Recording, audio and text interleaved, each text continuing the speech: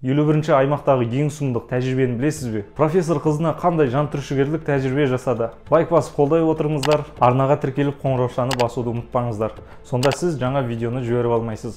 Бүгін проект Эбигейл жайында сөз қозғаймыз. Эбигейл проектісі 51 аймақтағы ең сұмдық тәжірибе ретінде тарихта қалған. Енді 51 аймақ туралы қысқаша ғана мәлімет бере кетейін. 51 аймақ әскери әуе айлақ Америка құрама штаттарының әуе күштерінің Эдвардс әскери базасының қашықтағы бөліктемесі. Бұл Невада штатының солтүстік шығыс бөлігінде орналасқан әйгілі Лас-Вегас қаласынан солтүстік шығыс жағында 133 км қашықтықта орналасқан.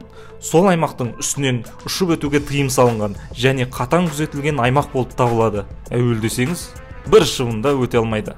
Енді проект Эбигейлге қайта оралайық. 51 аймақтағы ең сұмдық тәжірибелердің бірі осы Эбигейл проектісі. Екінші дүниежүзілік соғыстан кейін америкалықтардың қолына 3-ші рейхтің біршама құпия құжаттары қолдарына түседі.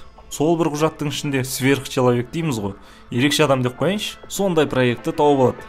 Сол құжат бойынша адам мінсіз сарбаз, күшті, төзімді, ауруды сезбейтін, қорқыныш деген нәрсені білмейтін, сонымен бірге өз жаратушыларына толығымен қызмет ететін сарбаз болуы керек екен.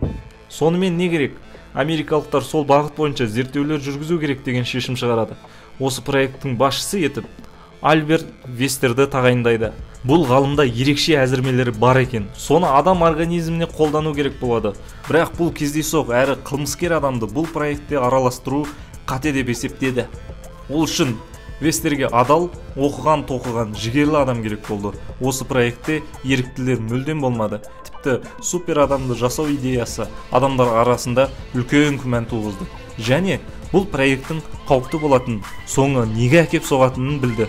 Альберт Вестер ұзақ ойлана келе өзінің туған қызына эксперимент жасауды ұйғарады. Оның қызы колледжде студент, әкесіне үнемі көмектесіп тұратын. Ол қызын супер адам жасау үшін 51 аймақтан басқалардан оқшаулап, арнайы бөлмені қарастырады. Оған гормоналды және құпия препараттарды денесіне енгізіп бастайды. Оның өне бойы күннен күнге өзгеріске ұшырап отырады. Эбигейл үлкейіп, терісі мыжылып, жақ сүйектері үлкейіп кеткен. Бірнеше айдан кейін ол адам кейпінен айырылады. Осылайша уақыт өте келе ол есін жоғалта бастайды және барған сайын жан-жағына агрессия көрсетіп, хайуаннан еш айырмасы болмайды. Бұл оқиға немен аяқталды? Басшылық Вестерге бұл проектті тоқтатуды сұрады, ал Вестер оған қарамай проектті жалғастыра берді. Бұл проектте өмірінің біраз бөлігін арнағандықтан оның шегінерге жолы болмады. Басшылықтың Эбигейл проектісін жабатын және әскерилердің Эбигейлдің көзін құртатынын сезді. Лаборатория қызметкерлері құбыжықты қалай өсіп, қалай ашуланғанын бақылаудан басқа амалы қалмайды. Эбигейл уақыт өткен сайын өсіп, күшейе берді. Аспаздар оған бірнеше есе көп тамақ дайындап отырды. Осының бәрі 2 жылға созылып, арты толық күйреумен аяқталды. Ал Эбигейл болса бойы 3 метрге жеткен. Бірақ бұл құбыжық адам санасынан мүлдем айырылғандықтан ешбір бұйрықты орындай алмады. Мұны түсінген Альберт Вестер болса өз-өзіне қол жұмсайды. Ол қызын ақыл ойын қалпына келтіру мүмкін болмаса да тірі қалдыруды сұрайтын жазба қалдырған.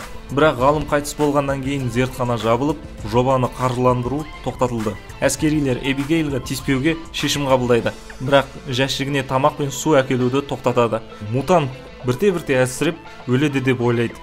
Бірақ бәрі басқаша болды. Есікті бұзып үлгерген құбыжық 2 күзетшіні өлтіріп қашып кеткен. Эбигейлді ұстау әрекеттері сәтсіз аяқталып, құбыжық мүлдем жоғалып кетті. Дей тұрғанмен де кейбір адамдар құбыжық 70 жылдан кейін де 51 аймақтың маңында өмір сүреді деп ойлайды. Кей кездері әскерлер құм далада бөгде біреудің боксты тырмалап жатқан дауысын естиді екен. Осыған сай мынадай жұртта пікір қалыптасып кеткен екен. Эбигейлді кездейсоқ жолықтырып қалмас үшін 51 аймақты мұқият күзетеді екен деп ойлайды. Негізі бұл Эбигейл туралы бірінші болып Creepypastas Everywhere деген YouTube канал жариялаған екен. Бұл шыны өтірігі белгісіз қорқынышты контентке толы канал екен. Ол өзінің видео роликтерінде Эбигейлге ұқсайтын қыздың суреті көрсетілген. Шынтуайтына келгенде бұл ақпарат фейк болып шықты. Негізі ол суретте америкалық модель Санни Хорнет көрсетілген. Ол 50-ші жылдардағы ең танымал модель Vogue журналының келбеті болған екен. Модель пенсияға дейін өмір сүрген. 1987 жылы 63 жасында қайтыс болған. Қайтыс болу себебі үйінде өрт болып, денесінің көп бөлігін күйік шалып, жан тапсырған екен. Төсекте отырған кобжуктун фотосуреттери, сондай-ак Вестердин өзү жасаган эскиздеринин барлык түрлөрү жалган болуп чыкты. Онсуз да гылымдын азыркы деңгээйимен караганда, осындай кыздан 3 метрлик кобжукту жасоо типтен мүмкүн эмес. Тем более 1940-жылдары. Сондуктан фейктерге сене бермейик. Енді арнага кандай окуйгаларды чыгарайын? Комментке калдырыңыз.